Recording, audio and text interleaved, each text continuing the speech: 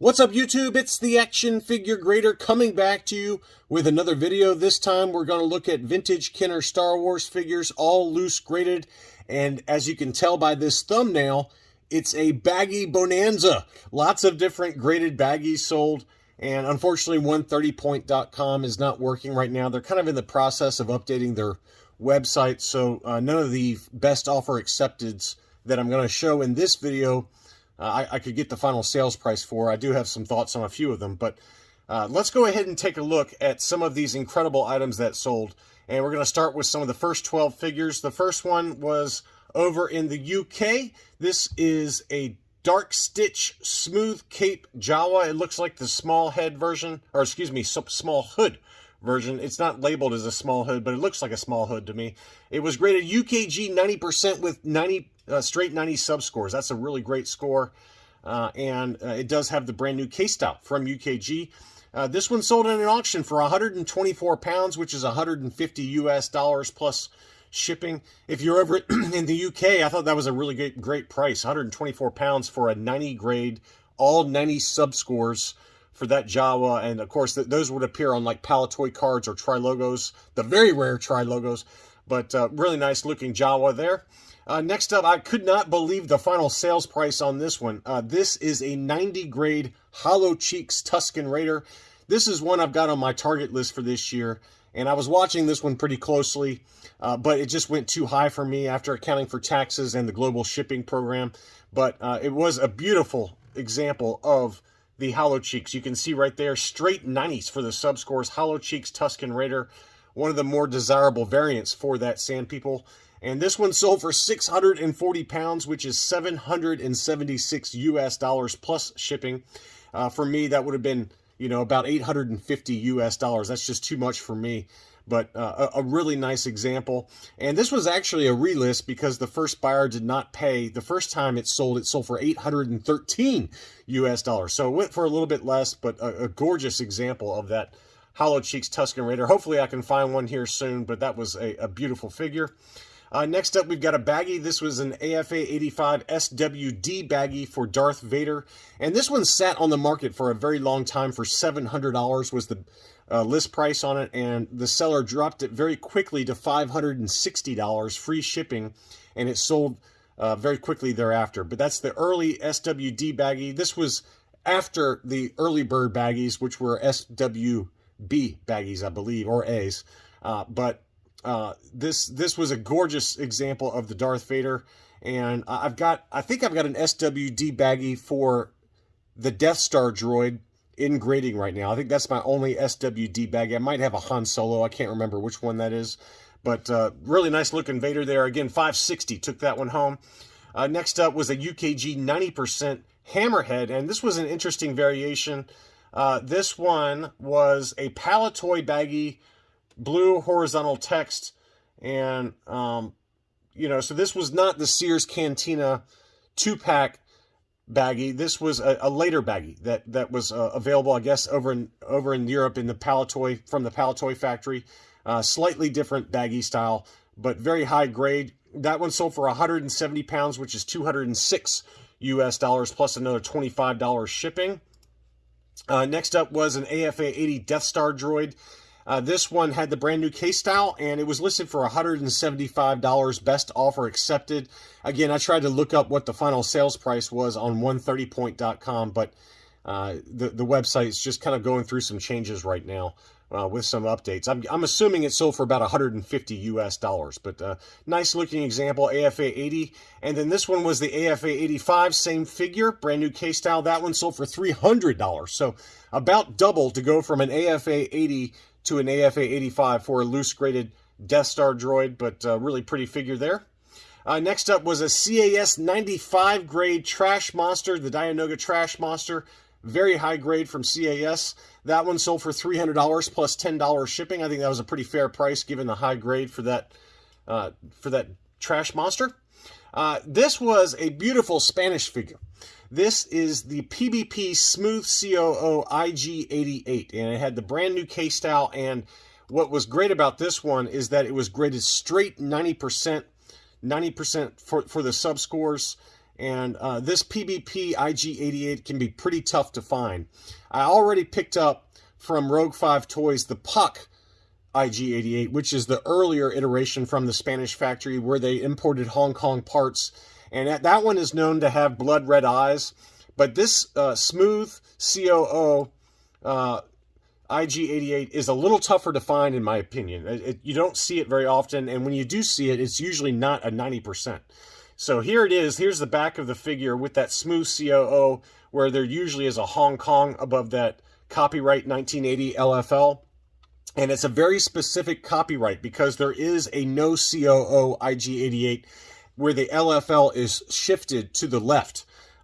As you can see there in that photo, in the photo here. So this is a very specific COO. I did double check this one against the Spanish guidebook from Javier Ruy Lopez, and it is indeed the PBP figure. And some crazy person spent 282 pounds on this one, which equates to 343 US dollars. And I can say that because this person was me. So I did pick up from the Muffin Man this IG88 smooth COO PBP, so I'm looking forward to getting that one in. And so now I've got the Spanish Puck, which is the early Spanish figure graded UKG 80, and now I've got the Spanish PBP graded UKG 90%. So the Muffin Man, he and I spoke. I asked him to add some extra tape because my last package from him, which was a Puck Han Solo, arrived safe and sound, but the box itself was in pretty rough shape and opened. Luckily, the figure did make it here safe and sound, and he does watch the channel, so the Muffin Man knows that I do highlight a lot of his sales here on my market updates. But I'm very much looking forward to getting that one, and I had to have it. I had to have it. It was one of those figures that I've been looking for, and when I saw this UKG 90% come up at auction, I made a play for it, and luckily I barely won. I think my final bid was 285. And so I barely won this PBP IG88. Very, very excited about that one. So I'm sure I'll do an unboxing here soon, and we'll do a comparison versus the Puck Blood Red Eyes that I picked up from Rogue 5 Toys on Facebook. Next up is another baggie. This is the early mail-away baggie for Bosk with the orange head.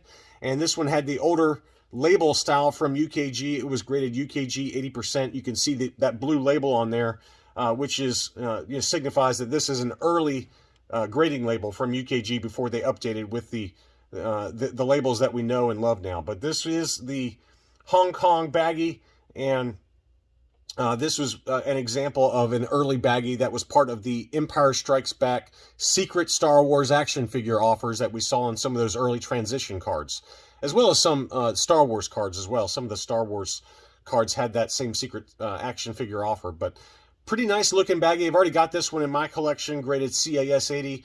This one again was graded UKG 80, and it was listed for 440 pounds, best offer accepted. I'm assuming it sold for, somewhere between 400 and 420 pounds, which equates to about 430 to 440 US dollars. But really nice example there.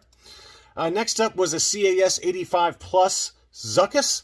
This one did not have the circles on the heels and knees on the back of the figure, so this was just a straight Hong Kong without those circle indentations on the back of the figure. Really nice brand new case style, and this one sat on the market for a little bit. I had this one in a what to buy video maybe a month ago, and it finally did sell for 135 US dollars plus about $10 shipping. We've got a 90 grade Han Solo trench coat, very high grade. This is the pale face, no COO. One of the more common examples. This one does not have the camo, so this is the plain lapel. There obviously is also a camo lapel version for this Han Solo trench coat Endor. Very, very high grade, brand new case style. That one sold for 122 pounds, which equates to 148 US dollars. That's right in line with market. Pretty gorgeous example there. Another baggie, and this is a UKG 90% Weequay, again with the old label style. The figure was 90%, paint was 85% for an overall 90. Pretty nice looking baggie there. 103 pounds took that one home in an auction, which equates to 125 US dollars. And this is a fairly common baggie, not particularly hard to find. So the final sales price doesn't surprise me too much on that one. Another one that sat on the market for a little bit, this has the deluxe case style from UKG, and it was graded UKG 80%. The figure got an 80, paint got 90%. This is the Taiwan ROTJ-A baggie for Admiral Akbar with the cream torso. And this one sold, it was listed for $230 US. I did receive an offer at one point for this one for $200 US. So I'm assuming it sold for right around there, free shipping. But that's a nice looking baggie. And as I've talked about in past videos, I really do like the deluxe case style that UKG offers for some of their baggies. Really nice looking example. And that one was in the US as well. Next up was an AFA 85 Barada. This one had the older case style from AFA. And this one sold in an auction for 127 pounds, which equates to $150 US. I thought that was a really great buy, especially if you're in the UK and you can avoid the global shipping program. With the brand new case style, you're probably looking at more like $250. So pretty good discount there to still get a high grade Barada last 17 figure just with the older case style. So pretty big discount on that one. And here was the last 17 Barada baggie, graded UKG 80%, again with that deluxe case style. That was a great buy, I thought. 223 pounds, which is $271 US. Very tough to find this baggie. I believe this was only available with the Jabba's Dungeon playset, where it included last 17 figures. It had EV-99, Amanaman, and then, of course, Barada. So I think that this baggie was from that playset that was originally sold in about 1983. But very high-grade baggie. You don't see that one pop up very much, especially at auction. 223 pounds took that home.